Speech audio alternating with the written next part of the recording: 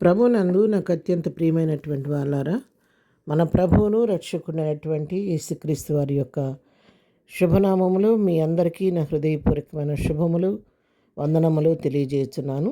ఉదయకాల సమయంలో దేవుని వాక్యాన్ని ధ్యానం చేసుకుందాం. ఈరోజు వాక్య ధ్యానము కొరకు మనం తీసుకున్నటువంటి లేఖన భాగము రోమీయులకు రాసిన పత్రిక 8వ అధ్యాయం 28వ వచనం చదువుకుందాం. దేవుని ప్రేమించే వారికి అనగా ఆయన సంకల్పము చొప్పున పిలువబడిన వారికి మేలు కలుగుటకై సమస్తమును సమకూడి జరుగుచున్నవని ఎరుగుదము. సమకూడి జరుగుచున్నవని దానికి ఫుట్ నోట్లో మనం చూసినట్లయితే మేలు కలుగుటకై దేవుడు సమస్తమును సమకూర్చి జరిగించుచున్నాడని పాఠాంతరంలో వ్రాయబడింది.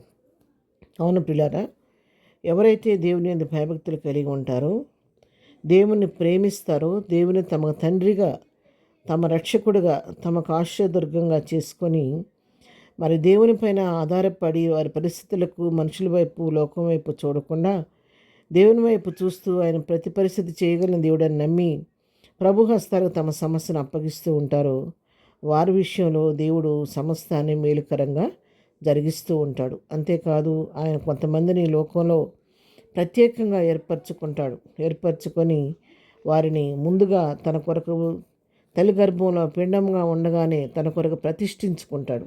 తన సంకల్పం చొప్పున కొందరిని పిలుస్తాడు.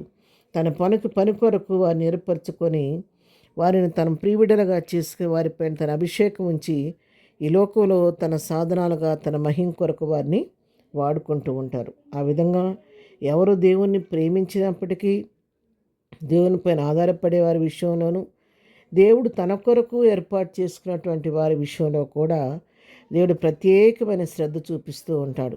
వాళ్ళ విషయంలో ఆయన కంటికి రెప్పలాగా వారిని కాపాడుతూ ఉంటాడు. మన హృదయంలో తలంపు పుట్టకముందే మన తలంపులను ఎరిగిన దేవుడు మనం కొనొచ్చే సమస్యల్లో కూడా మనం ఆ సమస్యను ఎదుర్కొనక ముందే ప్రభు మన ముందుగా ఉండి ఆయన సమస్యను ఎదుర్కొని దానిలో మనకు జయమిస్తూ ఉంటాడు. ఆయన మరి అటువంటి విధంగా ప్రేమించే వారి విషయంలో తను ఏర్పరచుకున్న వారి విషయంలో వారికి మేలు కలగడానికి ప్రతి పరిస్థితిని కూడా మరి వారికి అనుకూలపరుస్తూ జరుగుతున్నవన్నీ కూడా సమకూడి వారి మేలుకరంగా జరిగే విధంగా తన కార్యాన్ని జరిగిస్తూ ఉంటాడు అన్నమాట. అలాంటి వారి విషయంలో ఇతరుల వారికి కీడు కల్పించాలని, హాని కల్పించాలని ఒక కార్యం చేసినా, వాళ్ళు కీడు కల్పించాలని చేసిన కార్యాన్ని కూడా దేవుడు వాళ్ళకి అది మేలుకరంగా మారుస్తూ ఉంటాడు. ఆ విధంగా వారి విషయంలో దేవుడు ఎప్పుడు కూడా శ్రద్ధ వహించి పనిచేస్తూ ఉంటాడు.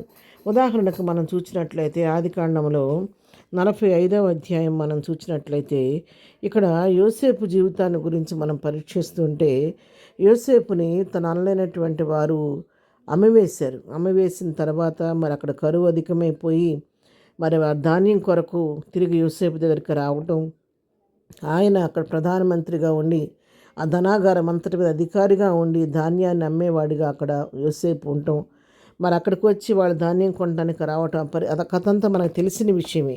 అక్కడ యోసేపు ఒక శ్రేష్టమైనటువంటి మాట అక్కడ మాట్లాడతాడు. ఆదికాండం 45వ అధ్యాయం 5వ వచనం మనం చూస్తే, మరి అయినను నేను ఇక్కడికి వచ్చినట్లు మీరు నన్ను అమ్మివేసినందుకు దుఃఖపడకుడి, అది మీకు సంతాపం పుట్టింపనీయకుడి, ప్రాణరక్షణ కొరకు దేవుడు మీకు ముందుగా నన్ను పంపించను.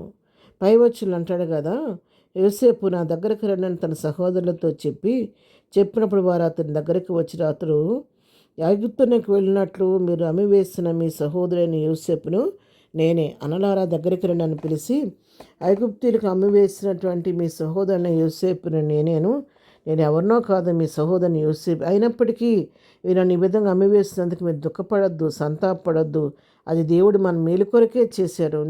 మీకంటే ముందుగా దేవుడిని ఇక్కడ తీసుకొని వచ్చి మనందరి ప్రాణరక్షణ కొరకు ఇక్కడ ముందుగా దేవుడిని ఇక్కడ పంపించాడు.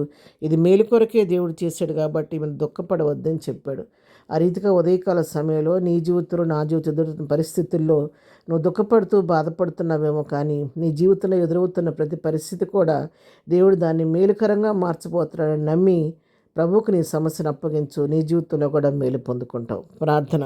ప్రేమ కలిగిన తండ్రి, పరిశుద్ధుడా, నీ పాదంలో కొందనాలు. ఉదయకాల సమయంలో వాక్యం వింటున్న మీరందరి జీవితాల్లో కూడా నీ కార్యాలు నూతనపరిచి ప్రతి పరిస్థితిని వాళ్ళకి మేలుకరంగా మార్చి వారి నోటి నవ్వుకలు వచ్చేయండి. ఉదయకాల దీవులతో ప్రతి వారిని నింపండి.